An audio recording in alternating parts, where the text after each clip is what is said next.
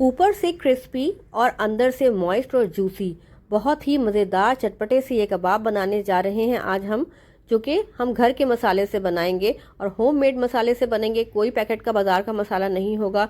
इन्हें आप रमज़ानुल मुबारक के लिए फ्रीज़ भी कर सकते हैं।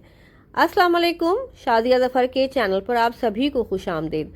तो आज हम बहुत ही मज़ेदार से चिकन के चपली कबाब बनाने जा रहे हैं और इसे किस तरह से बनाएंगे, घर में कौन सा मसाला इसके लिए तैयार करेंगे, किस तरह फ्राई करना है और फ्रीज़ करके इसको रख दें आप मेहमानों के लिए या रमज़ान में सहर अफ्तार के लिए, तो बहुत ही आसानी हो जाएगी।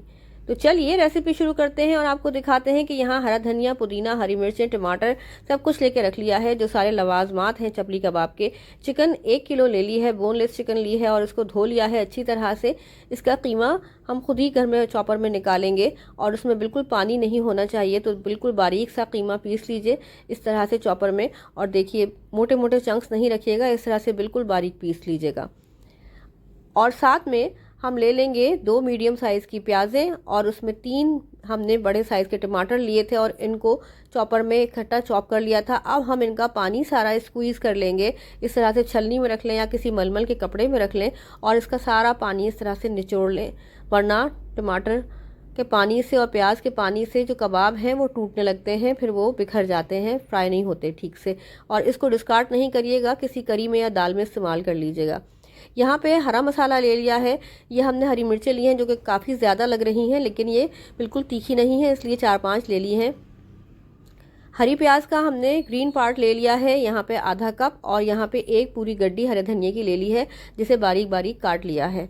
और अब हम असम्बलिंग शुरू करते हैं, यानी कबाबों का आमेज़ा तैयार करते हैं। तो सबसे पहले ये पानी निचड़ा हुआ हमने टमाटर प्याज डाल दिया है, हरा मसाला सारा डाल दिया है। ड्राई मसाले आप डालेंगे तो क्या क्या इसमें जाएगा, सबसे पहले हम डाल देते हैं पहले लहसुन अदरक, जिसका पानी हमने सारा निथार लिया है और गीला नहीं है बिल्कुल ये इसका पेस्ट, और ये 1 टेबल स्पून भर के है।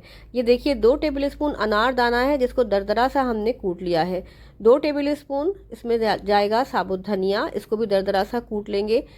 1 टीस्पून इसमें सफ़ेद ज़ीरा जाएगा कुटा हुआ, 1 टीस्पून अजवाइन जाएगी, 1 टीस्पून इसमें कुटी हुई लाल मिर्चें जाएंगी और 1 ही टीस्पून इसमें जाएगा मेथी के पत्ते, क्रश कर लें इसको। और 1 टीस्पून नमक डाला है, लेकिन बाद में इसमें 1 टीस्पून नमक और गया था।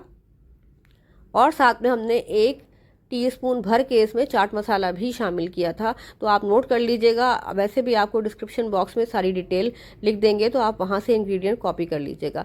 अच्छी तरह हाथ से मसल के इसको हम मिक्स करेंगे और फिर डाल देंगे 2 टेबल स्पून इसमें घी। अगर आपका ये कीमा इसमें चिकना हो तो फिर नहीं डालिएगा घी। और इसमें मकई का आटा डाल दिया है 1 कप और 1 अंडा शामिल कर दिया है। मिक्स करेंगे अच्छी तरह से और फिर इसमें हम आधा कप मकई का आटा और शामिल करेंगे। तो आप भी देख लीजिएगा कि कितनी ज़रूरत है, उस हिसाब से एडजस्ट कर लीजिएगा, क्योंकि इसको अच्छी तरह से कंबाइन हो जाना चाहिए बिल्कुल अच्छी तरह से मिक्सचर को। देखिए ये आधा कप अभी और डाला है, क्योंकि ये बिखरा बिखरा सा था सारा मटीरियल। तो इसके साथ अच्छी तरह से मिक्स करेंगे, हाथ से मसल के इसी तरह से, और फिर इसको गूँधेंगे जिस तरह हम आटा गूँधते हैं, देखिए, ताकि इसमें एक लेस पैदा हो जाए। और अच्छी तरह से जब ये गुन जाएगा, मिक्स हो जाएगा अच्छी तरह से, तो इसको आधे घंटे का कम से कम रेस्ट देंगे, फ्रिज में रख दीजिएगा आधे घंटे के लिए। और इसके बाद जिस तरह से हम टिक्कियाँ बनाते हैं कबाबों की, इसी तरह से जितनी आपको पतली जितनी मोटी बड़ी रखनी है उस हिसाब से टिक्कियाँ बनाइए और इसको शैलो फ्राई कर लीजिए। लेकिन चपली कबाब का जो ऑयल है वो ज़रा ज़्यादा होता है, ये आधे डूब जाने चाहिए ऑयल में इस तरह से। और फिर ऊपर से इन पर हम इस तरह से ऑयल डालेंगे, मीडियम फ्लेम रखा है, और इसके बाद इसको हम पलट देंगे। दूसरी साइड से भी सेक लेंगे, क्योंकि चिकन कच्ची है, इसलिए इसको बहुत जल्दबाजी में तेज़ आंच में मत तलिएगा, वरना अंदर से चिकन कच्ची रह जाएगी। इस तरह से दोनों तरफ से सुर्ख हो जाए। देखिए ऊपर से क्रिस्पी होता है चपली कबाब और अंदर से मॉइस्ट और जूसी होता है, तो इसको ऊपर से अच्छी तरह से इस तरह से फ्राई कर लें और फ्लेम कम कर दें थोड़ा।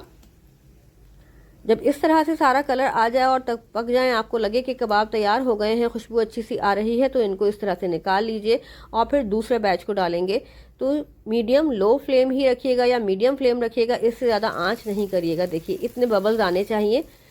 इस तरह से दूसरा बैच भी डालेंगे और फिर इनको भी फ्राई कर लेंगे। इसी तरह से आप इन कबाबों को बनाकर टिकिया फैलाकर, जिस तरह हम शामी कबाब फ्रीज़ करते हैं, इस तरह फ्रीज़ कर सकते हैं आसानी से। और फिर जब आपको ज़रूरत हो निकाल के फ्राई कर लीजिए, तो ये बहुत दिनों तक फ्रीज़र में रह जाते हैं आराम से। देखा आपने कितने अच्छे सुर्ख सुर्ख से कबाब निकल रहे हैं। पुदीने की चटनी के साथ खाइए, पराठे के साथ, चपाती के साथ, दाल चावल के साथ, स्नैक्स में रखिए। बहुत ही मज़े के ये कबाब लगते हैं और ढेर सारे बन जाते हैं। अच्छा, ऐसा नहीं है कि आप इन कबाबों को सिर्फ पराठे या दाल चावल से ही खा सकते हैं, बल्कि आप सैंडविचेस में रखिए और इनके बर्गर बनाइए तो बहुत डिफरेंट सा टेस्ट आता है, बहुत मज़े के लगते हैं। देखिए अंदर से कितने ये मॉइस्ट और जूसी हैं। देखा आपने कितना अच्छा कलर भी नज़र आ रहा है। तो बस इसी तरह से बना कर रख लीजिए ढेर सारे ये कबाब और बहुत मज़े से एंजॉय कीजिए, बहुत ही टेस्टी लगते हैं। तो ये थी हमारी आज की रेसिपी। उम्मीद है आपको पसंद आई होगी। ट्राई कीजिएगा और फीडबैक ज़रूर दीजिएगा। और इसी तरह की मज़ेदार सी रेसिपीज़ के लिए चैनल को ज़रूर सब्सक्राइब कर लीजिए और बेल आइकन को भी प्रेस कर दीजिए, ताकि टाइमली आपको सारी नई रेसिपीज़ के नोटिफिकेशन मिलते रहें। मिलते हैं इंशाल्लाह नेक्स्ट वीडियो में। दुआओं में याद रखिए। अल्लाह हाफिज़।